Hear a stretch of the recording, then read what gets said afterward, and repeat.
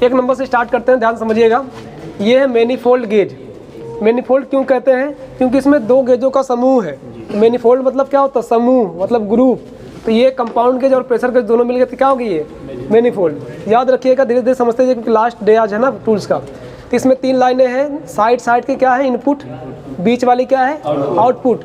यहाँ पे ध्यान से समझिए, बहुत सारे लोग इस गेज में बेहिसाब कन्फ्यूजन में रहते हैं। तो कन्फ्यूजन कुछ भी नहीं रखना है यहाँ पे, ध्यान से इसको पहले समझ लेना है, तो ये समझ में आ जाएगा। इस गेज में नीचे वाला पॉइंट इनपुट है और साइड वाला पॉइंट आउटपुट है, दोनों में ना। इसमें किसी को कन्फ्यूजन नहीं है, कोई डाउट ही किसी को, किसी भी टेक्नीशियन को इसमें कोई भी कन्फ्यूजन है ही नहीं। वो सब जानते हैं कि नीचे वाला क्या है? इनपुट, और साइड वाला आउटपुट। लेकिन इसमें आके फंस जाते हैं, कहते हैं जब इधर से गैस डालते तो ये इनपुट हुई ना, बट ऐसा नहीं है। जब इसमें ये नीचे वाला इनपुट था तो इसमें कैसे नीचे वाला आउटपुट हो जाएगा? वही ना होगा। तो ये नीचे वाला इनपुट इसका भी है और इसका भी नीचे वाला इनपुट, इसका भी नीचे वाला आउट इनपुट है, इसका भी नीचे वाला इनपुट ही रहेगा। अब क्या किया? ये आउटपुट 1 हो गया, ये आउटपुट 2 हो गए ना। ये क्या किया? इसके आउटपुट और इसके आउटपुट को दोनों को मिला के 1 कर दिया। तो आउटपुट को ही ना मिलाया है तो आउटपुट 1 ही ना होगा, और इनपुट जो 2 है वो 2 है ही।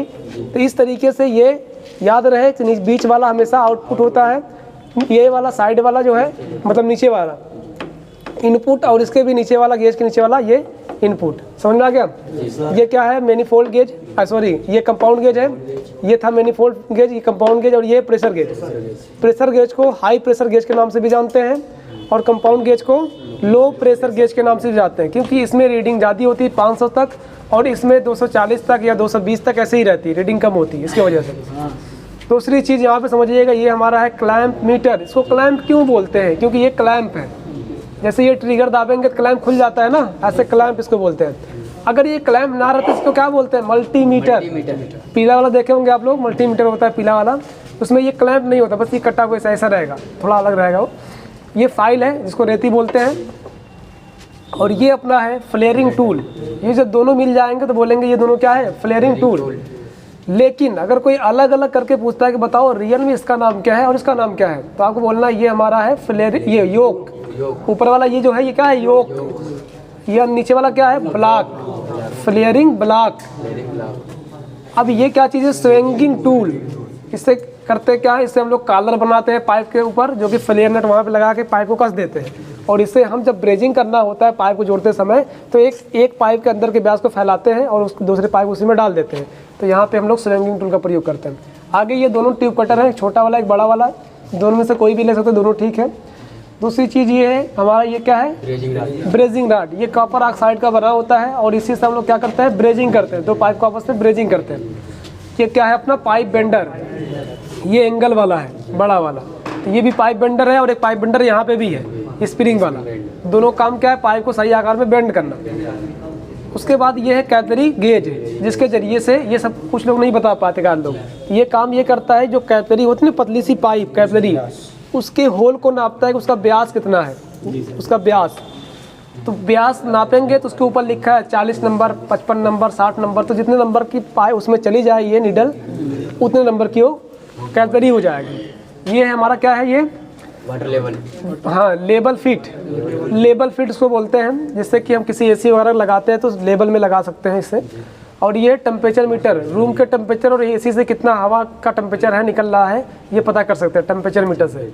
ये है कॉन्टिन्यूटी टेस्टर, किसी भी तार की कॉन्टिन्यूटी चेक करते हैं, मतलब कोई तार सही है कि नहीं है, कोई इलेक्ट्रिकल पार्ट है वो सही है कि नहीं है, इसे हम चेक करते हैं। ये अपना है स्लाइड रिंच, लेकिन इसका सही नाम क्या है? Adjustable wrench. तो इसको स्लाइड रिंच से भी जानते हैं और एडजस्टेबल रिंच से भी जानते हैं। छोटे बड़े नटों पे आसानी से लग जाता है। इस फ्लेयर नट को कसने के लिए हमें 2 स्लाइड रिंच की ज़रूरत होती है, एक से पकड़ लेते हैं और एक से कस देते हैं। ये टी रिंच है, टी के आकार का है। इसमें गोटी अलग अलग आती है, 8 number, 10 number, 11 number, 12 number, 13 number की जरूरत हमें होती है। तीनों चारों लेनी होगी आपको, 3, 4, 5 जो भी हैं। ये तो जानी गए। पाइप बेंडर है।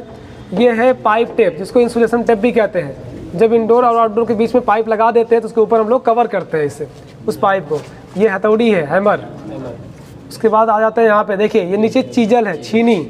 इससे हम लोग दीवार तोड़ते हैं, जब ना इसी लगाते तो होल मारते हैं, तो वहाँ पहले 4-5 होल कर लेंगे उस एरिया में। उसके बाद फिर उस छीनी से हथौड़ी से तोड़ देंगे। बड़ी वाली छीनी लेंगे, बड़ी वाली कम से कम 1 फीट की होनी चाहिए, 1 फीट के आसपास रहेगा तो ही आर पार करेगा ना दीवार को, 9 इंची दीवार को। तो फिलहाल छोटी वाली छेनी है, ऑक्सीजन। ऊपर ये डेड कैप है। डेड कैप से क्या करते हैं हम लोग, जब लीकेज चेक करते हैं अलग अलग सिस्टम में, तो एक वाले मुंह को बंद कर देते हैं और एक तरफ से प्रेशर डाल देते हैं, तो प्रेशर होल्ड हो जाता है। और ये अपना है लट्टू वाला पेचकस, जिसको बोलते हैं स्क्रू ड्राइवर, छोटा वाला स्क्रू ड्राइवर। ये आउटडोर को जब खोलने जाएंगे तो बिना इसके नहीं खोल पाएंगे, याद रहे, क्योंकि आउटडोर इससे लगा होता है दीवार में और पीछे से बड़ा वाला स्क्रू नहीं लग पाता, तो ये जब लगेगा तभी वो खोल पाएगा। ये पियर्सिंग टूल है, अगर कोई पिंच हुई पाइप वहाँ पे गेज तो लगा नहीं सकते हैं, तो ये पियर्सिंग टूल लगा के होल कर देगा और यहाँ पे हम गेज लगा करके सीधा नाप सकते हैं गैस कितनी है कितनी नहीं है।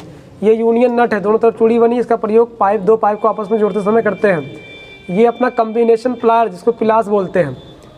और ये क्या है, एलन की, गैस को लॉक करते समय एलन की का प्रयोग करते हैं। इसमें 4 नंबर 5 नंबर की एलन की प्रयोग होती है। ये फ्लेयर नट है, इसका भी प्रयोग दो पाइपों को आपस में जोड़ते समय करते हैं।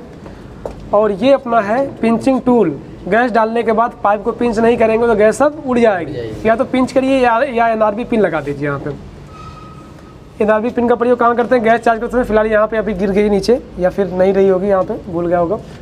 ये है वाल्व की, मतलब जो सिलेंडर वाल्व होता है ना ऊपर, उसके वाल्व को खोलने के लिए इस की का प्रयोग करते हैं। अगर ये नहीं तो स्लाइड इनसे भी खोल सकते हैं, एडजस्टेबल इनसे। ये ब्लो लैंप है, इसको बत्ती भी कुछ लोग बोलते हैं। इससे क्या करते हैं हम लोग, ब्रेजिंग करते हैं, आग निकलती है और उससे ब्रेजिंग कर देंगे। ये अपना है फ्लक्स पाउडर। और नीचे ये वाला जो देख रहे हैं, ये अपना है नोज प्लायर, यही है नोज प्लायर, देख लीजिए जो नहीं बता पाते। ये नोज प्लायर नोकीला है ना, नोकीला वाला, इसकी वजह से इसको नोज प्लायर बोलते हैं। फ्लेयर करते समय इसकी ज़रूरत पड़ती है हम लोगों को, बर को हटाने के लिए जब फ्लेयर करते हैं। ये सीटीसी केमिकल है, इसका प्रयोग पाइप के अंदर जो कचरे उचरे होते हैं ना, आल वगैरह गंदगी, तो जब फ्लैक्सिंग करते हैं, फ्लक्स सफाई करते हैं, तो थोड़ा इसको केमिकल को डाल देते हैं, तो ये काट के कचरे को बाहर कर देता है। तो ये सारे पार्ट हैं, और भी बहुत सारे यहाँ पे देख लीजिए, इसको भी देख लीजिए, नीचे दिखाइए। यही सर्विस पंप है, जेट पंप भी बोलते हैं इसको, जिसके जरिए से हम लोग प्रेशर से सर्विस करते हैं। गन होता है, गन से हम लोग, इसमें से प्रेशर निकलता है पानी का, और उससे हम लोग एसी की सर्विस करते हैं। तो ये प्रेशर पंप है। दूसरी बात, यहाँ पे वैक्यूम पंप देख रहे हैं ना, ये वैक्यूम पंप, इससे हम क्या करते हैं, सिस्टम के पाइप के अंदर की हवा को बाहर निकालते हैं, वैक्यूम करते हैं। और ये हमारा है वर्कशॉप कंप्रेसर, जो कि फ्रिज वगैरह कंप्रेसर ले लेते हैं और हवा भरने का काम देता है। इसके जगह पे जो अपना नाइट्रोजन गैस होता है उसका इस्तेमाल किया जाता है। इससे ज़्यादा अच्छा है कि आप नाइट्रोजन गैस का इस्तेमाल करिए, किसी वजह से वो आपको नहीं मिल पा रहा है तो फिर इसका इस्तेमाल आप कर सकते हैं। या तो नाइट्रोजन से चिल्ली के चेक करिए, या तो फिर हवा भर के करिए। तो ज़्यादा अच्छा कौन सा है, नाइट्रोजन। लेकिन ना मिलने की वजह से ये भी ठीक है। जो नमी रह जाएगी वैक्यूम पंप से वैक्यूम करेंगे, नमी को भाप बना के निकाल देंगे। तो यही सारे पार्ट हैं। तो ये तो समझ में आ गया ना जी। तो ये जितने भी स्टूडेंट हैं, अभी फ़िलहाल इनका क्लास स्टार्ट हुआ है और 2 दिन चले हैं ना एसी का क्लास। जी सर। कोई परेशानी हो रही है क्या? नहीं सर। समझ में आ रहा है ना? हॉस्टल वगैरह में कोई दिक्कत हो रही है? नहीं। चलिए ठीक है, कोई परेशानी तो नहीं ना, कि मतलब बुला करके कहा गया कि इतना इतना चीज़ दिया जाएगा और कुछ मिल नहीं रहा हो? जो कहा गया था यूट्यूब पे वही ना है? चलिए ठीक है।